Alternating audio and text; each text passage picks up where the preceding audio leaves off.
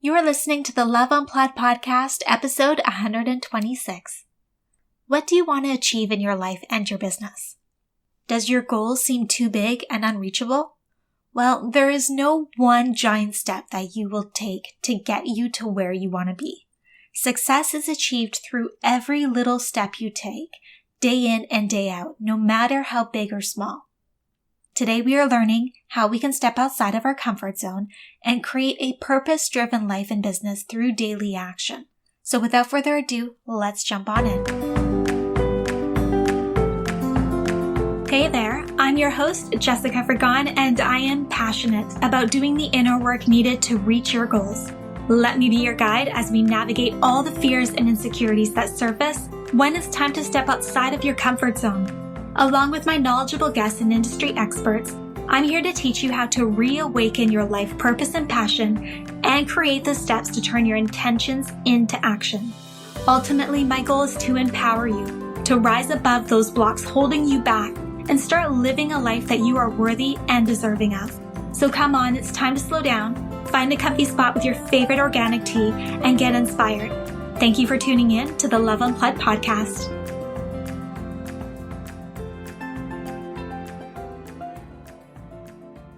Hello, loves. Today I am joined by the lovely Natanya Bravo, founder of The Bravo Life. The Bravo Life was created to inspire women around the world to realize and actualize their full potential. Now a global community of over 20,000 women, The Bravo Life provides coaching, resources, and experiences for women worldwide who are committed to living their best lives as their best selves. That is amazing. Congratulations on building such a wonderful community of women and bringing all of your expertise and your experience and your advice to that community. So welcome, Natanya. I'm just so happy to have you as my guest, and I'm so excited to learn all about your story and your advice. But before we start, for those that don't know you yet, I would love for you to share a little bit more about you personally. Yeah, thank you so much for having me. I'm really excited to chat today and connect with you and your audience. My name is Natanya, as you mentioned. I am currently based between Los Angeles and Paris, which I know we'll get into today. And I'm actually prepping for maternity leave as I am 9 months pregnant and going on maternity leave starting next week. So that has kind of been my focus recently. It's all baby stuff. But yeah, I'm really excited to chat more, share more about the Bravo Life, as well as learn more about you and both of us having created businesses that we're really passionate about.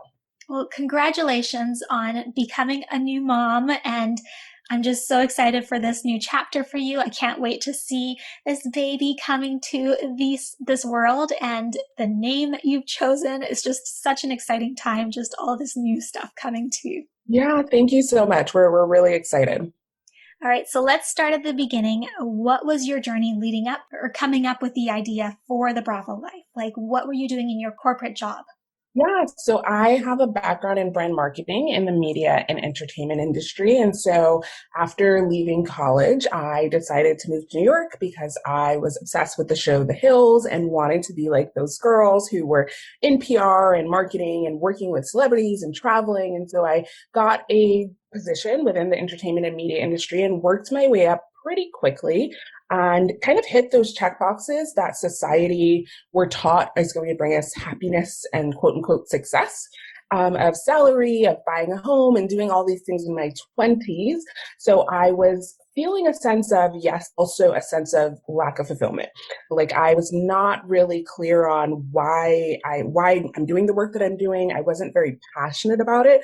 I had fun. I had great moments, great opportunities, but I knew there was something missing. And from a young age, I'd always wanted to create a platform that really brought together specifically women and empowered them with resources and trainings and opportunities, but I couldn't really verbalize what that was going to be. I was like, is it a blog? Is it a magazine? Is it a career center? I had no idea what I really wanted that to be. And I also was like, I'm kind of a hot mess myself. Like I'm still figuring myself out. So who am I to really help anyone else yet?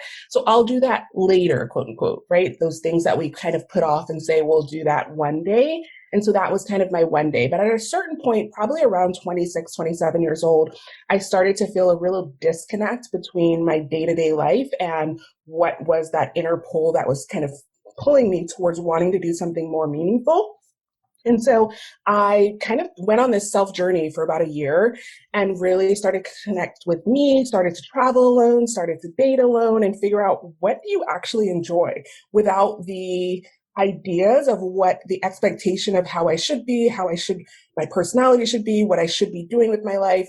And doing that ultimately led me to booking a one-way ticket to Paris, which obviously I'm shortening this story, but there was tons of fear, tons of anxiety, but that was the best decision I've ever made because in that process, I ended up starting what is now the Bravo Life. But that originally started as literally just an Instagram page. I didn't set out to create a quote unquote business. I didn't even know what the business would be. I just wanted to share my story, hear other people's story, and bring people together. And that page grew very quickly and ultimately turned into what the Bravo Life is today. That's incredible. Now, leaving a corporate job that you were obviously very successful with, you had climbed that corporate ladder and were doing really well for yourself, and then making the decision to just pack up and go to a brand new country. So not even a city in your country, but a Yeah. whole brand new world with a different language and all of that. Like, how did you muster up the courage? How did you feel about leaving something that you worked so hard to attain behind and stepping into such unknown worlds? Yes, absolutely. So complete anxiety and fear, but also like twinges of excitement. And so I always say like that's my go sign is when I feel terrified, but also a little excited. It's my green light to go. And but in the middle of it, obviously I didn't know what I know today in terms of what I was going to do there. Am I going to meet people there, have friends there, be able to speak the language? How am I going to make money there? So I was terrified. My identity was very wrapped into my corporate career. I, again, had a VP position already caught in that space and what that meant to what my identity was. And so once you took that away, it was like, well, now who I am I the girl that just got on a flight to Paris? And it was a definite struggle, but I think the fear of staying where I was and wondering 10, 15 years from now, what if terrified me even more. So I tried to lean into that fear and go with the fact that I can always come back to America. I can't always quit my job and move to Paris. I was fortunate, again, in a space where I was single. I didn't have kids yet. So I didn't have a lot of those logistics that I may have had if I would have been in the life setting that I am today. And so it was like, it's now or potentially never. And I love that. I love that you say it's now or never, right? Like I often say, if not now, then when? Yeah. When are you going to do it? If you're not going to do it now, you're just going to keep putting it off. You're going to come up with reasons why you shouldn't do it or why you can't do it. And really, it's just always about taking action in the moment. Right. Exactly. 100%. And I love that quote. It was actually on my when Instagram first came out, my personal page, that's the very first post on it. It's a picture of that quote. I probably like Google imaged it or something where it says, if not now, then when? And so I've always followed that. And from like, I think that was like in 2013 or whenever Instagram was created. But yeah, I love that quote. And it's so true. Even today, I try to integrate that into my life. I know I try to use that in almost everything that I do. I'm like a master procrastinator if my Yeah. mind gets the best of me. And I'm always like, well, if I'm not going to do it now, I'm most likely never going to do it. I'm going to talk myself out of it. And this Yeah. is something that I really want. So I need to just do it now. Like I need to take 100%. action. Yeah. It's amazing. So when you moved to Paris, did you like have a job? Did you have No. anything lined up? Was that the moment that you chose to go full time with this idea that you had?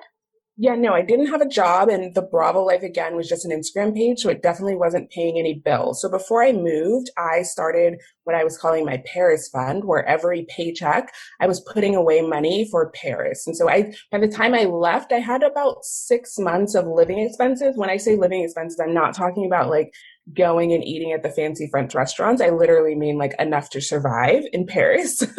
And so I had about a 6 month runway where I knew for the first 3 months I didn't want to work because my whole identity had been wrapped up in work. I was working 80 hours a week easily, Holy crap. sometimes more.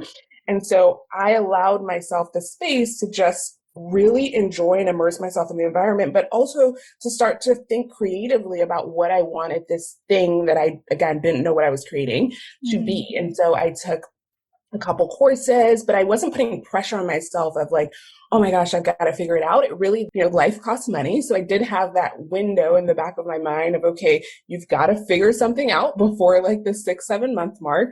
But it definitely allowed me to be much more creative and not pressure of, I think a lot of people start a business thinking of the service that they want to offer first, which mine was kind of opposite. It was like, what do I want this business to represent? And then from that and actually growing a community, they told me what they wanted from me. And that's actually how I ended up creating the business side of it. Gotcha. Okay. So you started this Instagram page, you started posting, you started sharing with your community and whatnot. How did you go from there to where you are today in creating this business? Like, how did it grow? What were the natural progression or the steps that you took to then solidify exactly what this was going to be? Did you pull your Yeah. community? Did you then create your services? Like, how did that all work out? Mhm. Yeah, so the very first thing that I launched was a retreat. And part of that is because I have a background in event production, working for brands and in the media industry. And I knew I wanted to create something. Again, I'm really big on community and bringing people together to like let those walls that we all have up that make us think that everyone has it together but us. But then we can finally realize, no, we're actually all a hot mess. Um, I was, again, growing this Instagram, sharing the story. And I also was sharing a lot about my background, meaning my corporate background, because I started to, in order to start to not freak out about, okay, you only have 2 months of money left, I was doing some very like part-time consulting work with brands. And so I would share that with my audience, and they were all very interested in learning about marketing, but they also were interested in the fact that I'd moved to Paris. And so I was like, you know what? I've planned events abroad and much bigger events than what I would plan for a retreat. And people started to say, would you ever do events? Have you ever thought of doing retreats? And again, I was using Instagram stories a lot. I did poll a lot, like, what type of content do you enjoy hearing from me? I would even just when people follow me, even now today, I can't do it with everyone, but I try to. I would send voice notes like, hey, how are you? I see you're based in wherever. Thank you so much for the follow. Would love to know what brought you to my page. And that just really helped me to get to understand who was actually resonating with my content and with my messaging. And from there, those organic conversations would also usually end up with, are you ever going to do something in person? Are you ever going to host an event? And so the first thing that I did was a retreat. And I always share this story because the first time I launched it, it did not sell at all because I was missing some key pieces. It is very different to do marketing for a brand versus marketing yourself. And so that experience of literally, I had all these people saying, oh, we want a retreat. And then I launched a retreat, announced one, and not one person bought. And then going back, but what is the thing that someone's looking for and coming to that and really connecting to my audience? Again, when you're first starting and you have a small audience, you need to create those one-on-one connections. So I was having very intimate personal conversations in DMs over email and redid the retreat, was very specific about what people were going to walk away with. And when I relaunched it, it sold out within 2 weeks. So Wow. again, that I kind of learned as I was going along, and a lot of it was getting feedback from the community. That's amazing. I mean, there's nothing worse than putting your heart and soul into something and launching it and there's crickets. Nothing Oh, happens. trust me, I like cried every day, and every morning I would Oh, have anxiety, like wanting to check my phone, like, did someone like book? Nope, no one, not but it's one a soul. lesson, right? Like you learn Yeah, from that and then you apply your learnings into your next whatever it is and absolutely. it's going to grow from there, right? It's just such an insane experience, but it's just so valuable as well. Yeah, 100%. So what have been your biggest lessons and your learnings as an entrepreneur? Yeah, I think lessons is that the only thing in between me and wherever I want to go, and I say this to anyone, whatever your goals are, business, personal, doesn't matter, is myself or yourself. I think a lot of times we want to blame current circumstances, which, yes, of course, current circumstances can play a role, but they don't have to dictate your future possibilities. So, what are you doing about what is and isn't today? What can you do about it to create the tomorrow that you desire? And a lot of times we get so just stuck in one like perfectionism and it's not perfect, so I can't put it out yet. Like, I'm sure like my emails had typos, like I was probably a hot mess in the beginning. And I still probably make mistakes and grammar errors, but people wait until something's perfect to put it out. And then they're like, oh, it's not working. Well, have you even like launched the thing that you've been talking about for the last 6 months and trying to perfect for the last 6 months? So that's definitely been a huge lesson for me. And also just also accepting that there is a difference between having an entrepreneurial spirit and actually wanting and embracing to be a CEO. Not everyone wants to do both, and that's really okay too. You have to know, do you want to be a CEO and run a business, or are you just looking for that entrepreneurial spirit where maybe you have a little bit more time freedom, financial freedom, but you're not necessarily the end all be all, because that's a very different skill set and a very different level of responsibility. Oh, 100%. And I love that you go into, you are your biggest roadblock, Yeah. because it's true, right? Like, Yeah. and usually it comes down to your mindset, right? Because Mm-hmm. anybody can do the work. I mean, you can learn anything these days. Google is like, 100%. I think a lot of times we want to see like the end of what's going to look like, what's it going to be before we're willing to take the first step. And mm-hmm, that it just doesn't work like that. Like at some point you need to get out of your head and into action. And that mm-hmm, action is probably not going to be perfect. You're probably going to make mistakes, but that is the only way that you will see forward motion. 100%.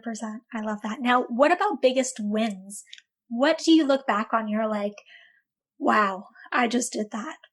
Yeah. So last year we supported over 600 clients, which is insane to think about because I remember when I was just trying to get my first client. But that is super, super exciting. We also, just a few months ago, passed the $1 million mark, which again is just a number, but also is something that I remember seeing and thinking like, oh my gosh, will I ever be able to do that? Right. And so, one number doesn't tell the whole story, but that is something that I'm really proud of remembering the person that push publish on the Instagram page and had no idea what she was doing.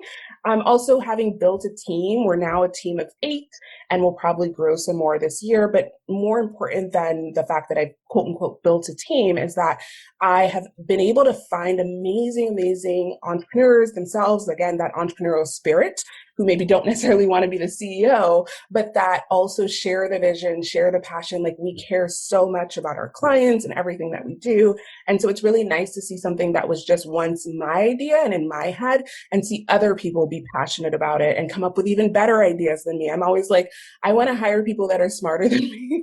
So I'm like really proud of the team that we've built and the culture that we're building. Oh, that's amazing. It's so important to be able to fill out your team with people that you feel, fill out your areas that you just aren't the best in, right? Like Yeah. you be the best at what you do, and then things that you struggle with, outsource that to people where they're the best at that. And then you just make the perfect 100%. team. Yes, everyone needs to operate in their zone of genius. And it's Mm-hmm. okay that not everything is my zone of genius. I'm really okay with that. I get so excited when I'm talking to someone, whether it's someone on the team or like an agency that we work with, and they know more than me, or they like are telling me things that I have no idea what they're talking about. I'm like, you're amazing. I love that. Now, for somebody who has found her passion, who started not knowing what she was creating, what she was doing, what it was going to turn into, and then finding her way, what would be your advice for someone who is on that same track but is at the beginning? Yeah. So one is to ask yourself every day, what conversations, what decisions, what actions am I avoiding because they're uncomfortable? If you're honest with yourself, there will always probably be at least 2 to 3 items on that list. Ask myself that question every single day because we are all usually avoiding something because it's a little uncomfortable, whether that's a conversation you need to have, someone you need to reach out to, an action step you need to take, and you're maybe waiting for it to be perfect or waiting for it to feel a little more comfortable. It's not. So take the action and start to mark those things off of your list because that is really where you're going to see the most momentum. Also, I get excited about making mistakes. I didn't at the start of my journey and I wish I would have because I would have gotten to where I am even a lot quicker being excited. If you are avoiding mistakes, you are literally telling success, do not come here. I don't want you. It is impossible to reach success without making mistakes, because mistakes are going to give you data. And the only way you can make real decisions that are going to move the needle forward in your business is from real data. It's not you sitting in your head thinking about this idea that you've probably already thought about all the different angles, mind mapped, journal about all of it. We need to get you data, and you can only do that by taking action. And again, you're likely doing something you've either never done before or in a way you've never done it before. So it's okay if you don't have all the answers. You're not supposed to. Give yourself some grace. And people are like, oh my gosh, you're so great. Like, I have a webinar and people are like, oh, your webinar is so great. I'm like, I didn't even know what the word webinar was 5 years ago. And so people are like, oh my gosh, I don't think I could ever do that. And it's like, you can. It's probably not going to be perfect the first time, but nothing is perfect the first time, and that's okay. Exactly. Nothing will ever be perfect. Even like, I'm sure that you can say that this is also your world, but even for someone here I've been doing this for a few years now, nothing is ever perfect. Yeah. There's always issues. There's always something that comes up. There's always lessons to be learned. Every time you take that next level, there's always something new to learn. So 100%. Embrace it. Also, when you're doing work from your heart, no one cares that you said 50 times. That's not what they care about. No one cares that your branding colors aren't the prettiest. Like, if you are truly doing work that you're passionate about, that is coming from your heart, other people feel that energy and they genuinely are there for that, not the bells and whistles and the perfect logo and the perfect website and all the other things. Exactly. You hit it on the head. I love that. Now, what are the most common mindset blocks that we must work on in order to be successful? Ones that you've seen in your community, that you've seen in yourself as you grew as well? Yeah, I think, some of them I've mentioned, but other ones will be this fear of what other people are going to say or think about our idea, especially for people that are high performers and you're going into something completely new. It's really uncomfortable when you no longer are the expert in the space. And so there's this fear of what are my friends going to think? What is my family going to think? What are strangers on the internet going to think? Let that go. You have to really let that go. And that's not something that happens overnight. It really is with time, but understanding you only get one of these. All of us have this one life and time to live. And so would you rather some stranger that you don't even know have stopped you from reaching whatever your potential is in any area of your life? Or just go for it, and let's not worry about what someone may or may not say. And usually 9 times out of 10, when I see it in my community, when they actually do share, it skyrockets their business because so many people actually resonate with true storytelling, honesty, vulnerability, as opposed to trying to perfect this perfect image that we think we need to have.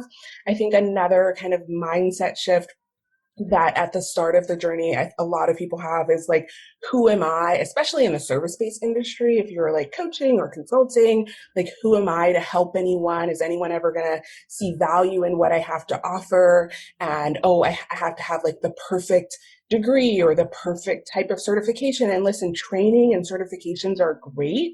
But again, no one is coming to you because you have some perfect certification. They want to know who you are, how you can help, why do you even want to do that work? And so getting clear on that, whether you do that work on your own, whether you get some guidance from another coach or mentor, is more important than focusing on, well, I don't have, all the perfect testimonials that maybe you see other coaches have that have been doing it for a few years. And so not comparing your day one to someone's day 1,000 is super, super important.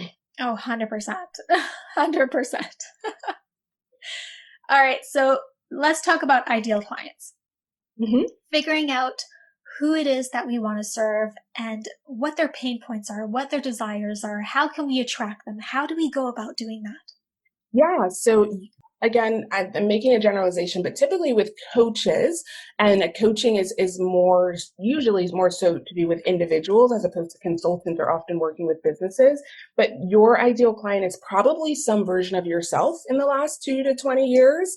And somewhere where you now are just 2 steps ahead of where you were. And so again, that could be professional experience that you've had, or it could be personal experiences that you had where you've had some sort of transformation and now feel that you have the tools and experience to maybe help someone that, again, you're not trying to take someone from A to Z, just A to B. But I think a lot of times we get caught up on, I want to help, I don't know, men or women over 40 or professional women. And like demographics, that's totally fine. That's great for you to have some clarity on if you want to target a certain audience. But I'm more interested for my clients in helping them understand psychologically, emotionally, where is this person on their journey? What have they already tried that hasn't worked? Oftentimes, especially in the service-based industry, we try to sell the solution, right? And so someone may say, let me help you develop a self-care routine. Let me help you get fit and healthy. That's the solution. But people want to know, how is this going to meet me where I am today with the problems, the frustrations, the fears that I have right now? And saying, I help you live your best life or I help you grow your business is way too vague. What does that actually tangibly look like? And so really connecting to, where is this person right now? What are their frustrations? Typically in three areas: health and wellness, relationships, and finances. And if you're only focusing on one of those areas, you're missing out on really seeing your ideal client as a whole person. If someone is having a blockage in one, they're absolutely having a blockage in the other two. And so really getting to know this person beyond just the label. Well, where are they on that journey? How does that look like for them on a tangible day-to-day basis, and not just stress or overwhelm? We're all stressed or overwhelmed in some or many areas of our lives. What does that stress look like for this particular person in this particular area of their life? 100%. And I love that you talked about the fact that, if you are providing like coaching services and things like that, that your ideal client is most likely going to be a version of you. But then when you are a consultant, when you're working with businesses, this might be a little bit different. And I love that you talked about that, because that's kind of what I experienced. Is when I was trying to define who my ideal client was, I was seeing that and hearing that it would be a version of me, but that's not how it worked out for me. I had to create and, determine who that business, who that CEO was that I was wanting to serve, because the skill set that I brought was not something that I struggled with myself. It was something that I was wanting to help someone else with. Yeah. And the same applies in terms of, so, if you're helping business owners, well, they're still having some sort of pain points in their relationships. It could be within their team dynamics, in their health and wellness, their own self-care routine, their own self-image, all of that, imposter syndrome, as well as finances. So whatever it is that you're helping a business or an entrepreneur with, you need to look at those three same buckets. It's obviously going to be from a different lens. It's going to be from the business side of it, but the buckets don't change. Yeah, 100%. I love that. All right. So let's talk about offerings. You had your journey of identifying what you were going to offer. And I'd love to hear, based on your experience, how someone who is just about to embark on defining that product suite, their offerings, their coaching services, or their product and whatnot, how do they go about defining what that is? Yeah, so I love talking about this because I think a lot of people start with, this is going to be my offer, and then trying to fill it with the who and the what it's for. I actually believe the opposite way is a lot easier, meaning what is the problem you're helping them with? Because then you can just reverse engineer the how, meaning the offering, and you're not selling one-on-one sessions, a course, an event. You are offering the opportunity for transformation. So before you even define the logistical format of your offering, you need to define, what is the opportunity for transformation? And again, I help you live your best life, grow your business is way too vague. What am I tangibly going to walk away with that I don't currently have after working with you, whether that's for 1 month, 3 months, a year, it doesn't matter, because people are not buying the 6 modules or the 10 coaching sessions. They're investing in the opportunity for transformation to go from where I am to where I want to go. So I like to start with who and what I'm helping with, and who I'm not helping with, what I'm not helping with, which I think a lot of people are afraid to put a stake in that, but everything is not for everyone, and that's okay. And then look at the how, meaning what is the actual opportunity for transformation? How am I getting people there? What's my roadmap to help clients get there, as well as then the last step being the logistics of, okay, do I want to do this one-on-one or in a group, etc. But not leading with, oh, I want to create a 3-month coaching offer because I saw someone else do it and I'm going to charge this much because I saw someone else do that. Let's kind of backwards do it so that you can actually just fill in the blanks at each step versus trying to fill in with fluff that doesn't actually translate to the person that you're trying to communicate the value to. They're going to have a very hard time seeing that. Oh, that's such a perfect approach. Because I mean, I've often seen it happen to me when I first started, as well as you start off with the wrong thing first. Yeah. Yeah, and it honestly it leads you nowhere. It really doesn't. 100%. Yes, I completely agree.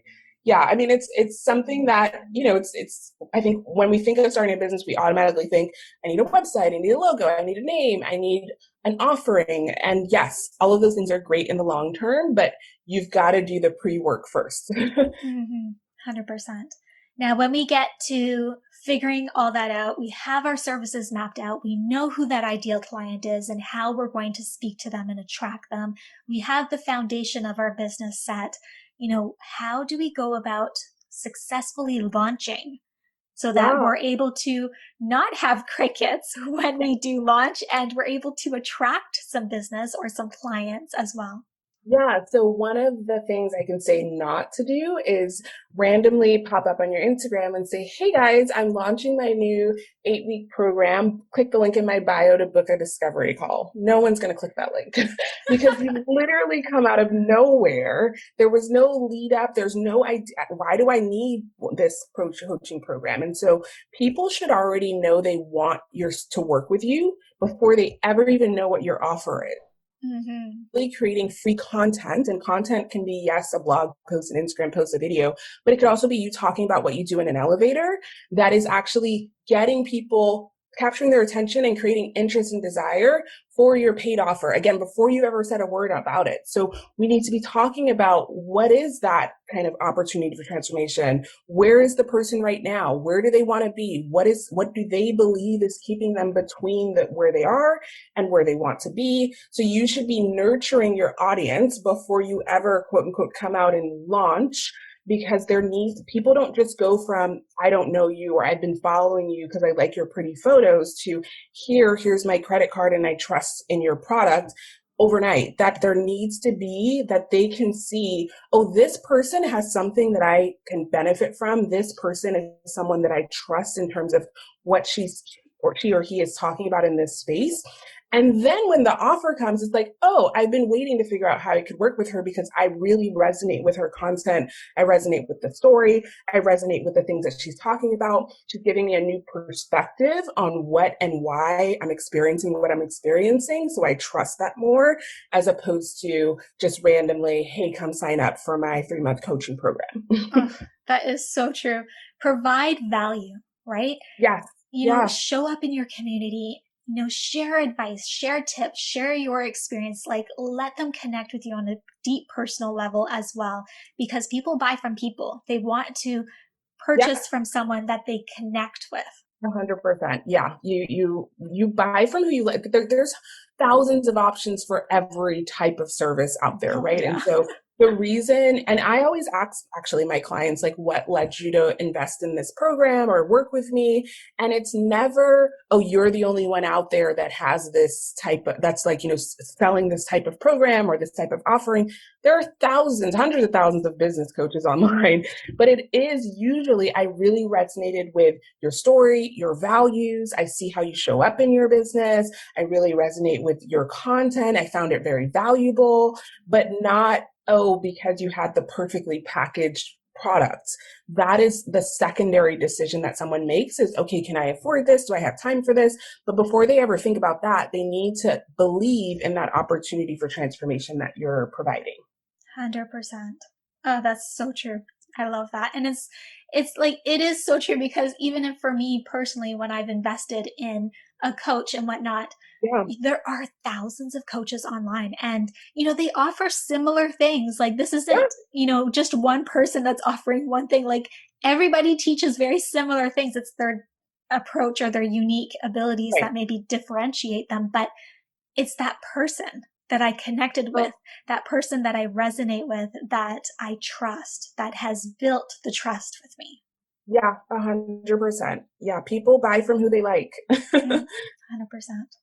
Now, I'd love to learn more about the Bravo Life and all that you have available to support your community.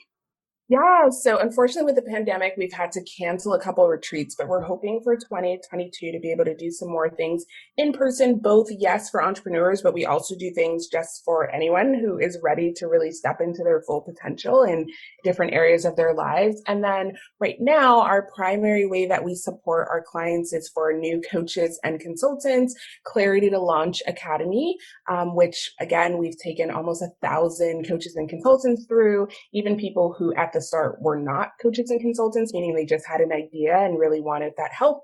So we really help you clarify your niche, craft a signature offer, launch, and grow.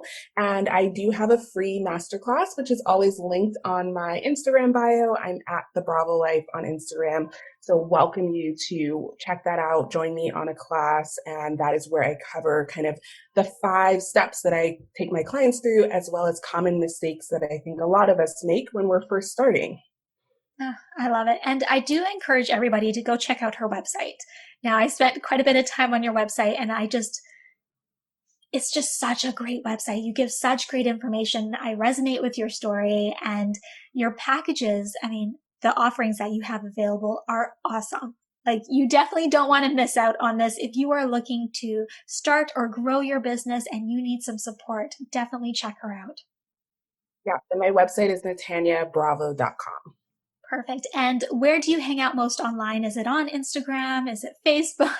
Yeah, I'm always on Instagram. And as I said, I love chatting in the DMs. So if this episode was helpful for you, please let me know. I'm at The Bravo Life. Love saying hello, love meeting new people. And yeah, I'm always on Instagram. So that's the best place. Awesome. Well, thank you so much, Natania, for sharing your story and your journey, but also for giving us such incredible insights into what it takes to create and grow a purpose-driven business with success. I know so many are going to benefit and have so many takeaways from this chat today, just like I did. Thank you. Thank you so much for having me. This was a lot of fun.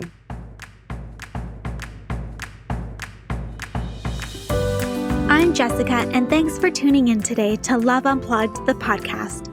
If there are any questions or topics you'd love answered on the show, head on over to www.projectloveco.com and share your request with me. If you haven't yet, go to iTunes and subscribe, rate, and review this podcast and share it with a loved one. Your feedback means the world to me, and the community we've created is what fuels our discussions here. After all, this is all for you. Join me next time for another unplugged conversation.